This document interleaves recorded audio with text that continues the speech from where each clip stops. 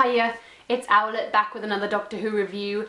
I'm sorry it wasn't uploaded yesterday. I've been having some technical difficulties, but unfortunately, with the way that I review, I never do the same review twice because I ramble so much. So whatever I said yesterday is probably not what I'm going to say today. So here goes. We've got the top 10, or top 5 good and top 5 bad from the episode Doctor Who: The Power of Three.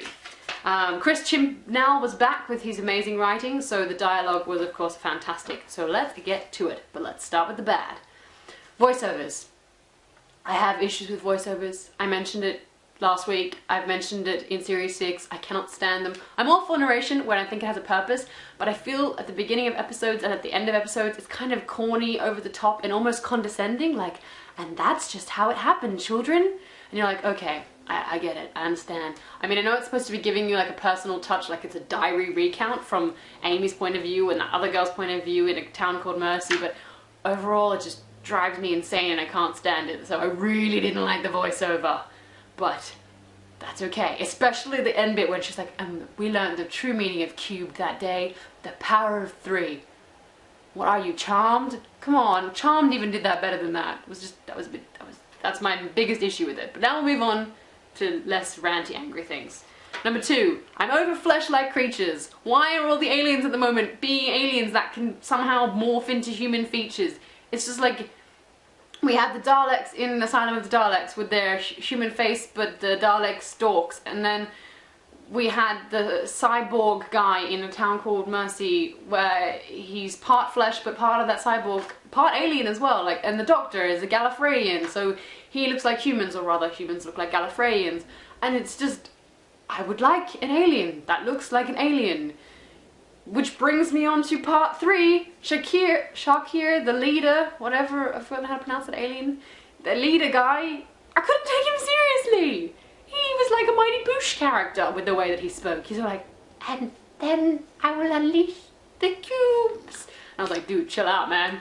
You need to take a deep breath, step back from your crazy self, and just reevaluate how you're going about portraying your species or holographic thing. Like,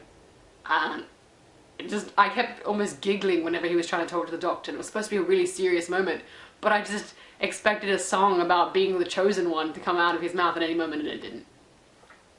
So that was a bit weird. He wasn't really a well-acted bad guy. I'm sure the actor who plays him is amazing, it just that didn't work for me. I had like over-the-top comedic vibes. Number 4, the girl in the hospital. That was the little spy droid thing. They just left her there. I mean, I know the Doctor was dealing with a heart attack, but they just left her there. I thought maybe she would have had a bit more of an explanation, not just, oh, I'm sorry, girl, it's collapsing, we'll just leave you there, bye. Which is pretty much just what happened. And I was like, oh, okay, cool, I guess we'll clear that up later. But they didn't, so, oh well.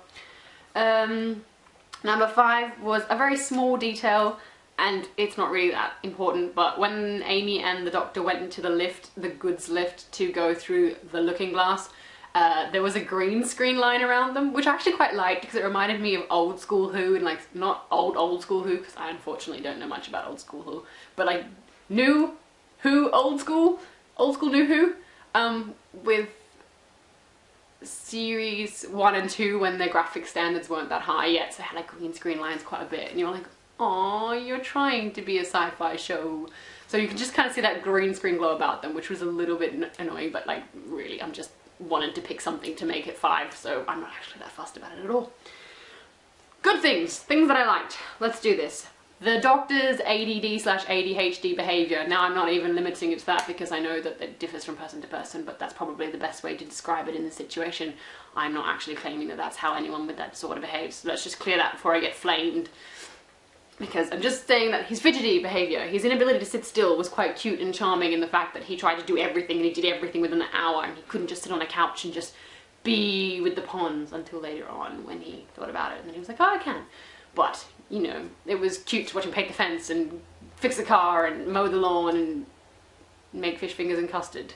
Which brings me on to number 2, fish fingers and custard! We've come full circle! We're back to where we started, which was really sweet and also really foreboding and full of doom, because you know that it started with fish fingers and custard and it's going to end with fish fingers and custard, so there's not much, you know, left to do with the ponds. It's sad and scary, but how it's going to be.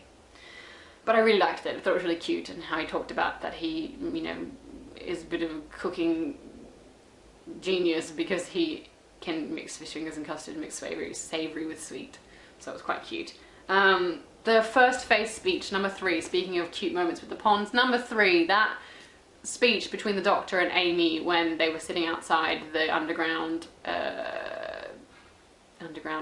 lair science centre base, that's it, underground base, when he was talking about how she was the first face that his face had saw, and that, you know, she had a place in both his hearts. That was really, really sweet and beautifully written, and it managed to not be corny, it just managed to be honest and heartfelt, and that's just shows the great acting skills of both Karen Gillan and Matt Smith, as well as the amazing writer of Chris, because they took what could have been a really corny, like, I love you, Amy, and just like took it to a, I miss you, you're a great companion, and you know, that's what makes you so special to this Doctor.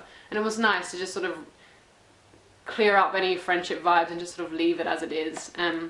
Which brings me to Matters of the Heart in a completely different way. Number 4, that heart attack with the Doctor was actually really hilarious, and I never thought I'd say that I found a heart attack funny, and I hope I never have to say it again because it probably paints me in a really bad light, but that was really funny. It was really well written. Watching him freak out and get all angry and aggressive and lashing out at the humans for like, how do you survive with one heart? It was hilarious, and then watching him be defibbed and jump around, and it was very fun. It reminded me of the episode with David Tennant as the Doctor when his body is possessed by the other alien. He's like, my heart's beating out a salsa or a conga, whatever dance it is, that thing. It just, that kind of over the top rhythm thing. It was very funny, and I really liked that bit. Number 5 was the companion reality. I liked that they brought, the good thing about the Ponds is it sort of shows the insight of being a companion in a completely different way. I mean, I know with the bit of Rose you had them, you know, showing the repercussions of travelling, how she came back and everyone had thought that Mickey had kidnapped her, but she still was quite young and free to travel with the Doctor, so that was just her life, was travelling with the Doctor. She didn't really much worry about anything else, and Donna Noble didn't really like her life, so she sort of, you know, was achieving greatness by choosing to travel with the Doctor. That was better than what she had as being a temp in Chiswick. And Martha, she just sort of went for the ride, but wasn't what she wanted, so again, she had more of a reason. And I suppose you've seen that, but it's always been like one companion, so it didn't really matter, whereas this is a married couple who are trying to balance real life with Doctor life, and it's showing that it doesn't quite match up. But what I think is weird is that there's, and even Brian pointed it out, like, you can travel with the Doctor and be a married couple. They weren't too keen on the domesticity. That just sort of came as they got the house.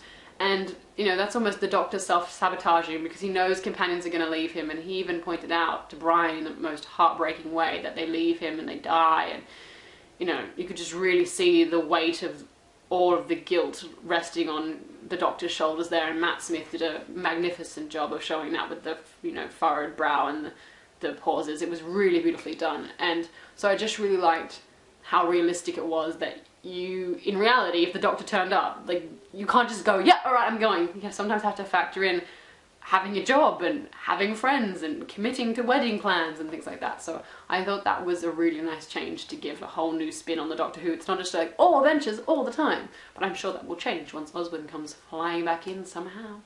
The extra point, 11, the bonus topic. Bow ties. What was up with these bow ties? Like, they change colours. Did anyone else notice that? And when he was on the couch after he'd been fidgeting and wasn't able to sit still, he was wearing a blue bow tie with red suspenders. That never happens. What's up with that? Does that mean he's like in the past and in the future? Because doesn't the blue bow tie mean he's in the past and the red bow tie means he's in the future? Which brings me to my next question. Did anyone notice when he came back to June again, not the first time June, but June again, he was wearing a red bow tie when he had previously left with a blue bow tie, which, you know, I mean, I'm thinking about that around the right way. It might be red means past and blue means future, but I'm pretty sure blue means past. Either way, discuss. Comments, that's what they're there for. Let me know what you think's going on there. I mean, we know pretty clear now that the Doctor is travelling backwards with the Ponds, so it's probably going to start with episode 5 and then go back 4, 3, 2, 1, because we just had Henry VIII, and he discussed Henry VIII in A Town Called Mercy, and then in A Town Called Mercy he discussed... no. Yes, he discussed the Daleks, which happened in the Daleks, so it's sort of all out of sync. It's wibbly wobbly, timey-wimey, non-linear, crazy stuff. And I want to hear theories on this because it's exciting to discuss these things, because I am a geek and that's what we do. We discuss these things. So let me know about the bow tie theories and how that's working. And thank you to those people who commented on the previous video to help me clear up how the time works in the TARDIS, because that really was genuinely confusing me. And I now understand that, of course, if they did get injured in his travels, then they have to turn up and explain things. And it was even shown in this episode, like they've been missing for months and people are aware of it and it confuses them. So clearly I needed to approach it more logically, and thank you for helping me with that. So that's all for now, and I will see you next week when we say goodbye to the Ponds with the scary weeping angels, who are apparently doing their time thing again, not killing people or turning people into statues, which will be a great relief if they truly are just sending people back in time, because I loved that. I thought that was a really genius alien power, and it was much better than, oh, I turned you into an angel, oh, I killed you. Like, that was really boring. I was like, yes! What we need is aliens who send you back in time. It's a time show. That's a problem. You lose all your friends. You have to grow up wherever you are.